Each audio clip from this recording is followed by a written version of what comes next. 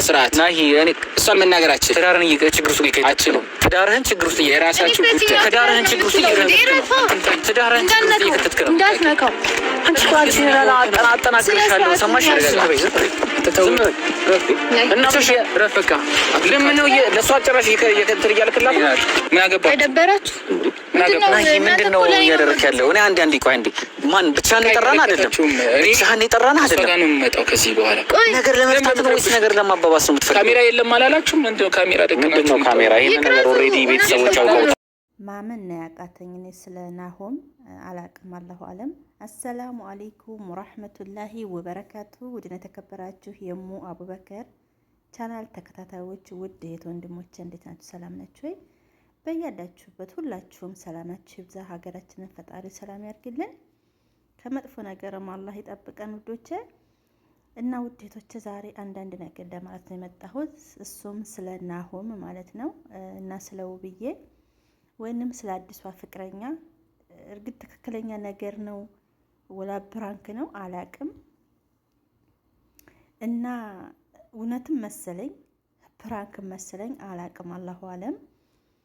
እና ይሄ ነገር ትክክለኛ ነገር ከሆነ እኔ ኢትዮጵያ ላይ ማን እንደሚታመን አላቅም በአሁን ሰዓት ማለት ነው። ሀቂቃ በሴቱም በወንዱም የመጣብን በላአ አላቅም። አንደኛ ነገር ናሆም እኔ እንዲህ አይነት ነገር ያረጋል ብዬ አላስብም። እርግጠኛ ነኝ ፕራንክ ነውም የሚለው 99% እንደዛ እምላለሁ። 10% ደግሞ እውነትም ሊሆን ይችላል። ሰው በአሁን ሰዓት አይታመንምና ማለት ነው። እና እሱ እንዳለ ሆኖ ደግሞ ልጅቷም እውነት ይሄ ነገር ትክክለኛ ነገር ከሆነ ጥፋተኛቱ ልጅቷ ናት። ምክንያቱም እነሱ ትዳራቸው ላይ የገባቸው እሷ ነው። እሱ ባለጌ ቢሆን እንኳን ሚዲያ ላይ በነገራችን ላይ ሚዲያ ላይ እየወጣ ባልና ሚስት ሌላው ሴት ትደረብ ወይንም ወንድዮ ሲሄድ ሴቶቹ ላይ ነው የምፈርደው። ምክንያቱም ሚዲያ ላይ ትዳር እንዳለችው ያን ሰው ያውቃሉ፣ እያየን ነው ሁላችንም ማለት ነው። ስለዚህ ያ ሰው ትዳር እንደሌለ ሆኖ ሲቀርባት እያየን አይደል? ሚዲያ ላይ እያወቁ ነው የሚገቡት። እና ለሴትዮቱ አላዘንኩም፣ ለአዲስ ፍቅረኛ ተብዬቱ ያዘንኩት ለውብዬ ነው፣ እውነት ከሆነ ማለት ነው። ግን ይሄ ነገር እውነት ነው ወላ ፕራንክ ነው አላውቅም። ፕራንክ ነው የሚለው 99% ፕራንክ ነው እያልኩ ደግሞ 10% ይሄ ነገር እውነት ነው ያልኩት። ውብዬ ታማ ሐኪም ቤት ገብታለች። በዛ ላይ ነብሰ ጡር ናት። ነብሰ ጡር ሆና እንዴት ፕራንክ ያረጓታል ብዬም አሰብኩኝ። አላሁ አለም። እና ውድ እህቶቼ ይሄን ነገር እውነት እሱ ታረገው ማን ነው በአሁኑ ሰዓት የሚታመነው? በዛ ላይ ደግሞ ብር በልቷል እየተባለ በቃ የኢትዮጵያ ወንዶች የብር ሱስ አልወጣላቸውም። ምን ይሻላቸዋል? እንደነዚህ ያሉትን ልክስክስ ወንዶች አንድ ጉድጓድ ያስገብቶ በሳት መለኮስ በቃ።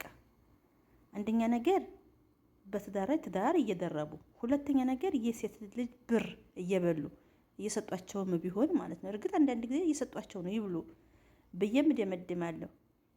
ግን ደግሞ ሴቶች ስለምን ብራችሁን ትሰጣላችሁ?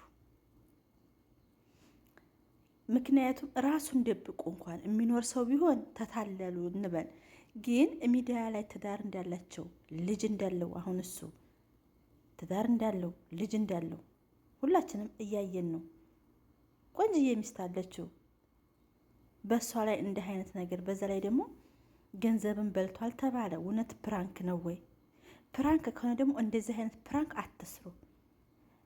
ራሳችሁ በምትሉት አይዳ እየሰራችሁ ዩቲዩባችሁን እንከታተላ እያየንላችሁ ነው። ይበቃችኋል አልሐምዱሊላህ ብላችሁ በዛው ተብቃቁ።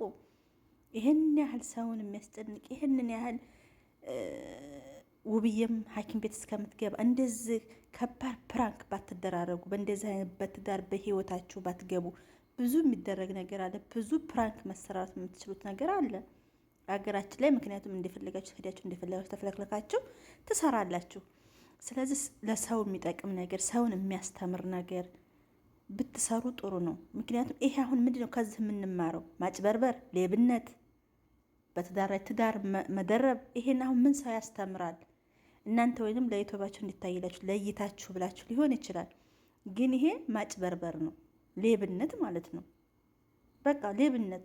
ያው ሴቶቹ አውቀው ስለሚሰጧቸው እንጂ ሌብነት ማለት ነው። ደግሞ ያቺ ሴት የምትሰጠው ነገ የህይወት አጋሬ ይሆናል ወይንም ደግሞ የልጆች አባት ይሆናል ብላ ነው እሷ ተስፋ አድርጋ ብሯን እያዘለቀ የምትሰጠው ያች ሴት። እሱ ደግሞ ሌላ ህይወት ያለው ይሆናል እንደዚህ ማለት ነው። ስለዚህ ፕራንክ እንኳን ቢሆን እንደዚህ አይነት ፕራንክ አታርጉ። ለሰው የሚጠቅም ሰውን የሚያስተምር በቃ እንደዚህ አይነት ፕራንክ ብትደራረጉ ደስ ይላል። አስተማሪ የሆነ ነገር ብትሰሩ ራስ በራሳችሁ ባለትዳር የሆናችሁ ደግሞ ጥንድ ጥንድ እየሆናችሁ እንደዚህ በቃ ለሰው የሚያስተምር አይዲያ ሁናችሁ ራስ በራሳችሁ ብትሰሩ የሆነ አይዲያ እያመጣችሁ ብትሰሩ እንጂ እንደዚህ አይነት የሴት ብር በላ በሚስቱ ላይ ሌላ ሴት ደረበ እንደዚህ ከላይ መሌ እያላችሁ እማይሆን አርሲ ኩርሲ እየያዛችሁ ባትመጡ ጥሩ ነው። ምክንያቱም ሰውን ይሄ የሚጎዳ እንጂ የሚጠቅም ነገር አይደለማ። ከእናንተ ምን እንማር? እኔ አሁን ኢትዮጵያ ካሉ ዩቲዩበሮች ሰአዳ እና አሊ እነ ውብዬ ደስ የሚሉ ሰዎች ማለት ነው። አሁን ሰአዳ እና አሊ በጣም ደስ የሚሉኝ እነሱ ለሰው ራሱ እንትን መሆን ይችላሉ።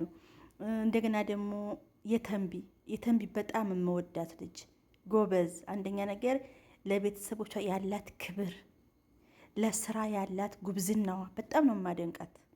ለምለም ማለት ነው የተንቢ።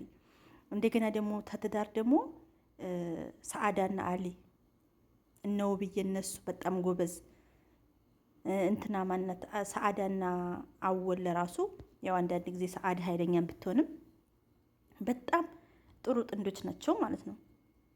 ከትዳር ላይ ሆነው ደግሞ ከሚሰሩ በጣም የምጠላው ሰው ቢኖር የሚያስጠላኝ ጀማል በጣም ነው የምጠላው። ለሚስቱ ክብር የለው፣ ለራሱ ክብር የለው። በቃ ሚስቱን በሚዲያ ላይ እንዲያዋረድ በጣም ነበር የሚያናደኝ ጀማል ማለት ነው። ምክንያቱም ለሚስቱ በቃ ሚስቱን በሚዲያ ስለሚያዋርድ ማለት ነው፣ ለሚስቱ ክብር ስለሌለው እና ናሆምና ውብዬ ደስ የሚሉ ጥንዶች ነበሩ። አሁን ደግሞ ይኸው እንደዚህ አይነት ነገር መጣ። ስለዚህ በዛው በድሯቸው እንዳማረባቸው ብትቀጥሉ ደስ ይላል።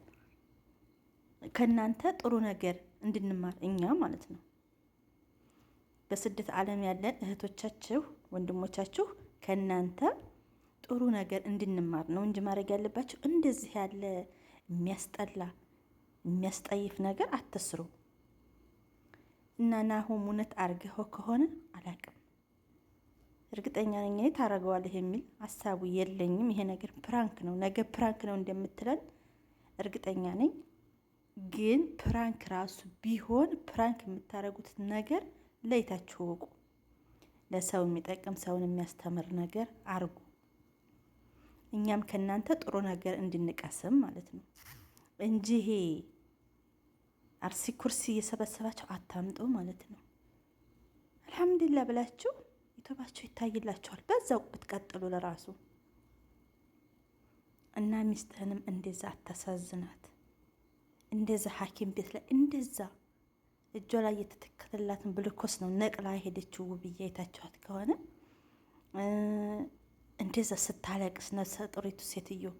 አንተ ግን እሷ ነፍሰ ጡር ስለሆነች አንተ እንዲቃላ ያንተ እንዲታቅፋ እሷ እዛ እያለቀሰች አንተ ግን እችን ሴት ተከትለህ ነው የወጣኸው። ወንዶች እዚህ ድረስ ናችሁ ማለት ነው። ምክንያቱም ልጅ እስከሚይዙ ድረስ እስከሚወልዱ ድረስ ታሽበለብሉና ልክ ልጅ ሲመጣ ልክ ጦርነት ግጥሚያ እንደያዛችሁ ይመስል ትፈነጥዛላችሁ ማለት ነው። ልጅ እኮ ጸጋ ነው። ነገ ተወልዶ የሚያድግ ነገ ተወልዶ የሚለቅ ነገር ነው፣ በሽታ አይደለም። ግን ለዘላለም ጠባሳ ትጥላላችሁ ማለት ነው። በአጠቃላይ አይደላችሁም። ኢትዮጵያ መልካም ወንዶች እንዳላችሁ ደግሞ መጥፎ ወንዶች አሉ። ለነሱ ነው። ስለዚህ ወደ ቀልባችሁ ተመለሱ። እኔ እዚህ ጋ ትክክለኛ 100% እውነተኛ ነው ብዬ አይደለም ይሄን የምናገረው። ግን ፕራንክ ራሱ ቢሆን ቅስም ነው የሚሰብረው እንዴ!